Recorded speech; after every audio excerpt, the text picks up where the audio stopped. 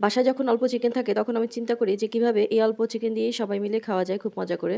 তো আজকে হচ্ছে সেরকমই একটা আইটেম তৈরি করব। আর এর জন্য এখানে আমি ছোলার ডাল আর হচ্ছে মুরগির বুকের মাংস কিছু সিদ্ধ করে রেখেছিলাম। হলুদ, লবণ, গরম মসলা, তারপর গোটা গরম মসলা, লবণ দিয়ে আমি এগুলোকে ভালোভাবে সিদ্ধ করে নিয়েছি। আর সিদ্ধ করার পর এগুলোকে এখন আমি পাটায় পিষে নিচ্ছি। অনেকটা কাবাব যেভাবে তৈরি করে ঠিক সেরকম। তো সেভাবে আমি পিষে এই তো এইভাবে করে এখন আমি এগুলো একটা বাটিতে নিয়ে নিয়েছি। আর এখন দিচ্ছি বেশ খানিকটা পেঁয়াজ, মানে কিছুটা পরিমাণ বেশি করেই পেঁয়াজ দেবো। তারপর হচ্ছে কাঁচামরিচ দিয়েছি পেঁয়াজ কলি, ধনিয়া পাতা, তারপর হচ্ছে টালা জিরা গুঁড়া, তারপর হচ্ছে লবণ আর দিচ্ছি কাবাব মসলা। দিয়ে একটা ডিম দিয়ে তারপর হচ্ছে এটাকে ভালোভাবে আমি মিক্স করে নিচ্ছি। ভালোভাবে মিক্স করার পর তারপর হচ্ছে আমি এটাকে আমার পছন্দ মতো শেপ দেবো। এখানে আসলে এই যে যে জিনিসগুলো আমি ইউজ করেছি এগুলো হচ্ছে আমার ঘরের মধ্যেই ছিল। আমি বাড়তি কোনো কিছু এক্সট্রা ইউজ করি নাই। যেগুলো বাসায় ছিল মসলা সেগুলো দিয়েই হচ্ছে আমি এই মেনুটা তৈরি করতেছি। আর এখানে আমি গোল, গোল এভাবে বলের মতো শেপ করে নিচ্ছি।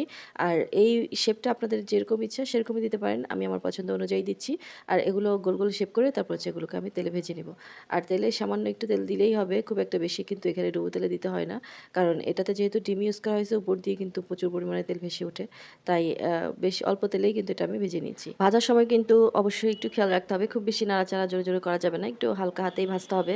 নয়তো কিন্তু এটা ভেঙে যাওয়ার চান্স থাকে। আর এই তো আমি হচ্ছে হালকা, হালকাভাবে নাড়াচাড়া করে এটাকে ব্রাউন কালার করে ভেজে নিচ্ছি। সবগুলো ভাজা হয়ে গেলে এখন আমি একটা হাঁড়ি নিব। আর এই হাঁড়িতে আমি বেশ খানিকটা পেঁয়াজ দিয়ে দিব। আর এখানে চাইলে কিন্তু বাটা মসলাও ইউজ করা যায়। মানে পেঁয়াজ বাটে তারপর হচ্ছে ইউজ করা যায়। আমি এখানে কুচি করেই দিয়েছি। আর এখানে আমি আদা রসুন কোনো কিছু ইউজ করি নাই। কারণ আমি তো আগেই যখন সিদ্ধ করেছিলাম তখনই কিন্তু আদা রসুন বাটা দিয়ে দিয়েছিলাম। তো এইজন্য আর এখানে আমি আদা রসুন বাটা দেইনি। আমি এখানে দিচ্ছি হলুদ গুঁড়া, মরিচ গুঁড়া, ধনিয়া গুঁড়া, তারপর হচ্ছে গরম মসলা গুঁড়া, তারপর লবণ সামান্য একটু। কারণ আগেও আমি সিদ্ধ করার সময় লবণ দিয়েছিলাম। এজন্য অল্প পরিমাণেই দিয়েছি। প্রয়োজন হলে পরে আমি দিব। তো এগুলো সবকিছু একসাথে ভালোভাবে মিক্স করে তারপর আমি এখানে দিয়ে দিয়েছি ২ টা টমেটো কেটে আমি হচ্ছে কুচি, কুচি করে এখানে দিয়েছি। দিয়ে তারপর হচ্ছে এটাকে ভালোভাবে আমি একটু কষিয়ে নেব। একদম ভালোভাবে কষিয়ে নেওয়ার পর যখন এটা তেল উপর দিয়ে ভেসে আসবে আর টমেটোগুলো পুরোপুরিভাবে মিশে যাবে, তখন হচ্ছে এখানে আমি দিয়ে দিব ৩-৪ টা কাঁচামরিচ। এটা অপশনাল। আমি দিলাম। এখানে একটু ভালোভাবে ফ্লেভার আসবে। তারপর এটাকে আমি কিন্তু ছেড়ে দিইনি। মাঝখান দিয়ে জাস্ট একটু ভেঙেই দিব। দিলে এটাতে ঝালও আসবে না আর ফ্লেভারটাও আসবে। তো এখানে এটা ভালোভাবে আবারও কষিয়ে তারপর হচ্ছে এখানে দিয়ে দিচ্ছি পরিমাণ মতো পানি। তারপর হচ্ছে দিয়ে দিব কাবাব যে ভেজে রেখেছিলাম সেগুলো। এগুলো দিয়ে কিন্তু বেশি নাড়াচাড়া করা যাবে না। একটু জাস্ট হালকা হাতে একটু নাড়াচাড়া করতে হবে।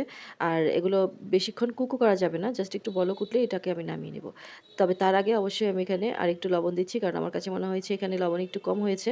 টেস্ট করে দেখেছিলাম। তো এর জন্য এখানে একটু লবণ দিয়ে দিয়েছি। আর একটু দিব টালা জিরা গুঁড়া, তারপর দিব ধনিয়া পাতা। এগুলো দিয়ে আমার এই রান্নাটা হয়ে যাবে। টালা জিরার গুঁড়া দিলে এত সুন্দর একটা ফ্লেভার আসে যেকোনো তরকারিতে অনেক সুন্দর একটা ফ্লেভার আসে। আর টেস্টটাও কিন্তু দ্বিগুণ বেড়ে যায়। অনেক টেস্টি হয়। এজন্য কিন্তু আমি চেষ্টা করি যে মাংসের তরকারির মধ্যে আর মাছের তরকারির মধ্যে অন্তপক্ষে জিরার টালাটা দেওয়ার জন্য। এতে করে ফ্লেভার আর টেস্ট ২ টাই কিন্তু দ্বিগুণ বেড়ে যায়। তো এখানে হচ্ছে আমি ভালোভাবে একটু নাড়াচাড়া করে নিয়েছি। খুব বেশি জোরে না, জাস্ট একটু হালকা হাতেই এটাকে নাড়াচাড়া করতে হবে। এই তরকারিটা যে এত টেস্টি, অল্প কিছু চিকেন আর ছোলার ডাল দিয়ে কিন্তু অনেক মজার একটা আইটেম তৈরি হয়। এটা কিন্তু একবার খেলে সারা জীবনই এটার স্বাদ মুখে লেগে থাকবে। এরকম একটা আইটেম। ঘরে থাকা অল্প কিছু উপকরণ দিয়েই কিন্তু তৈরি হয়ে গেল মজাদার একটা তরকারি।